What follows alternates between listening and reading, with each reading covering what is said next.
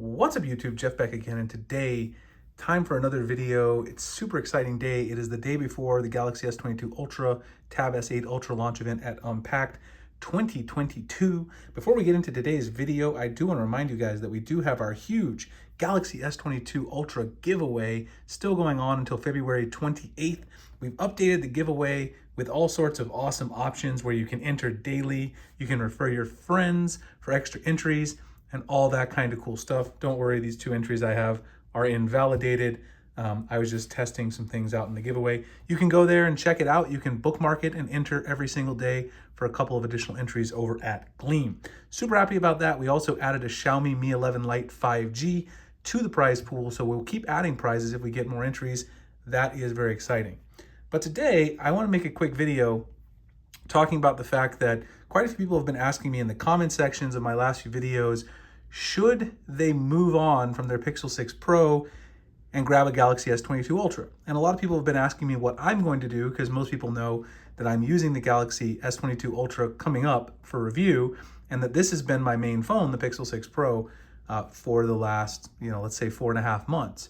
So I give you some thoughts, preliminary thoughts. I don't have a Galaxy S22 Ultra in hand yet, of course, because it hasn't even launched yet. Tomorrow's the launch event, which, by the way, if you guys want to watch Galaxy Unpacked, I'll drop a link below in the description to where you can find that in the morning. I'll be watching it. I might even do a live stream. So here's my thoughts. We know they're both really big phones. So obviously, if you like a small phone, the Pixel 6 Pro is not something on your radar, or the S22 Ultra. The smaller S22 might be on your radar. They're both going to have great displays. My personal opinion is this about the displays. Samsung always makes slightly better panels for their first-party devices, which means actual Samsung branded devices. They make panels for everybody, but the panels that are on something like the Pixel or other devices, they just generally usually aren't quite as bright, maybe not, vibrant, but not as vibrant and bright as something that you would see on a Samsung panel. On the other hand, the other thing about the body and / display is that while both of them are going to have curved edges, we know everything about the S22 Ultra, we've seen all the leaks, they're both going to have curved edges. The S22 Ultra is also going to have kind of like a squared off like corners, which is more similar to a Note device, whereas the Pixel 6 Pro, it's not as rounded, it's still kind of pointy. It's not as rounded as the S21 Ultra, but it's more rounded, which I personally prefer. So that's one thing that kind of sways me in the Pixel 6 Pro camp in terms of the design. When it comes to build quality, again, we kind of know the Pixel 6 Pro is definitely the most premium Pixel ever made.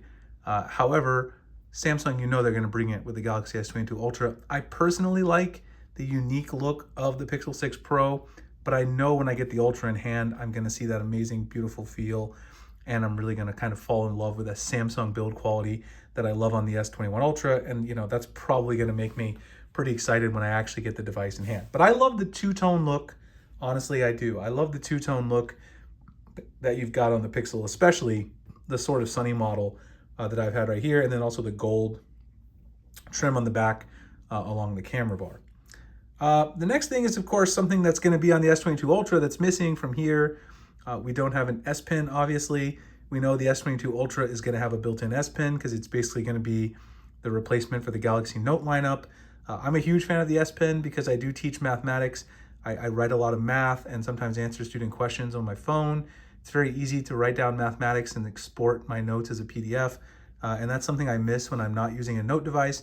I haven't really used a dedicated Note device since the Galaxy Note 20 Ultra as my daily driver. And using the S21 Ultra and the Fold is not really the same because it's not built in, right? I have a hard time keeping up with the S Pen and just toting it around. So I haven't really used the S Pen too much with my Fold or with my Galaxy S21 Ultra last year. So I think that's a huge win, the S Pen. Coming back over to the Pixel 6 Pro, though, one thing I love about the Pixel 6 Pro, which I think is a huge win, let me make sure that I don't have any sensitive information here on my contacts list or whatever. One thing I really like about the Pixel 6 Pro is I love the fact that it's got all these smart features that you can have call screening automatically, it can hang up on spam callers, you get text translation, all that kind of stuff. You can also have it call a place and make a reservation for you. All this stuff that's built into the phone app and the dialer that has to do with Google's artificial intelligence engine It's awesome, man. I personally love it. And that's something that you're going to miss on a Samsung device. That's specific to Pixel phones. I would love if Samsung would do something like that, but Google has all the tools to do that. And I know I'm going to miss that. Call screening is something I use a ton. We get a ton of spam calls these days. You probably do too. And I love having that feature because I don't have to deal with that on a daily basis. Otherwise, in terms of software, I've enjoyed the software experience on the Pixel. I do think it's kind of disappointing that the Pixel 6 and the 6 Pro have been delayed in terms of, the first couple updates, but the February update came yesterday and the Pixel 6 and 6 Pro got it. I haven't had any of these Wi-Fi issues people are talking about. Some people are talking about Wi-Fi issues and things like that. So far, so good for me. I still have some freezing in some apps and things. So, the software is good, but not as smooth as I usually expect from a Pixel device. I think that some of that has to do with the new processor. Some of it has to do with Android 12 having a whole bunch of sweeping changes. One thing I do hate about the Pixel software is the fact that the internet toggle, Wi-Fi isn't a separate toggle. You can't just tap it. That's the stupidest decision ever. I actually want to make a video about how to fix that because I've been meaning to do it. There's an ADB command. You can actually separate it again. So I really want to do that. I imagine some other people find that helpful. Very annoying. One UI actually, in my opinion, though, is still some of the best out there. And at the end of the day, I think that Samsung software is not something that puts me off from it. I actually like it. I like the extra features.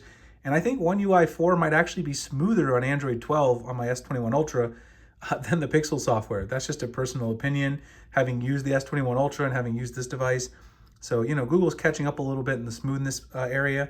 Samsung is also supposedly going to be offering a total of 4 years of Android updates and 5 years of security updates with the Galaxy S22 and the Tab S8. That came out today. That's huge. That's more than they do with the Pixel, than Google does for the security updates. That's just giant right there. And getting 4 years of Android platform updates, 13, 14, 15, and 16, that's just huge. When you're making that kind of investment, you really like to see that. So at the end of the day, performance is going to be good on both sides. I expect the S22 Ultra obviously to have a little bit better performance with the newer chip, Snapdragon Gen 1. I don't like the changing of the Snapdragon models because I'm so used to the triple numbering, but we'll get used to it over time. With that new chip, and even in other regions with the Exynos, we'll have to see if that goes, but performance should be a little better, hopefully, than the Pixel. So if you're a gamer, that might be something to sway you as well. For me, I'm going to have to use the Galaxy S22 Ultra and find out. It's so close for me, honestly, because honestly, these call screening features and some of the Google features and integration with the Google ecosystem that I use every day is a huge deal. Some of the things that are really going to sway me one way or the other is going to be the battery life, because I haven't had the best battery life on here. Network reception, because I've had some issues with that on the Pixel 6 Pro. The camera, can the Galaxy S22 Ultra compete with that Pixel software processing? Those are some things. Those are 3 big things, I think, for me that are really going to sway me one way or the other. I know the displays are going to be great on both.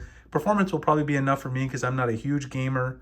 But the camera, the battery life, and that network cell reception, those are going to be huge things for me that are going to sway me one way or the other. So let me know what you guys think. Are you planning to grab a Galaxy S22 Ultra if you have a Pixel 6 Pro? If you are pre-ordering a Galaxy S22 Ultra, I still have a few more cases left. I'm trying to give these away for free. Companies send me a ton of them. You can send me a message on Twitter as a direct message or an email. Please remember, you guys, again, can enter the giveaway. It's still going on for another 3 weeks. We'll draw the winner at the end of February. I will ship that phone out to you directly if you win an S22 Ultra. Like, comment, subscribe. You guys want to see future videos like this, and I'll see you guys in the next one. Thanks a lot for watching.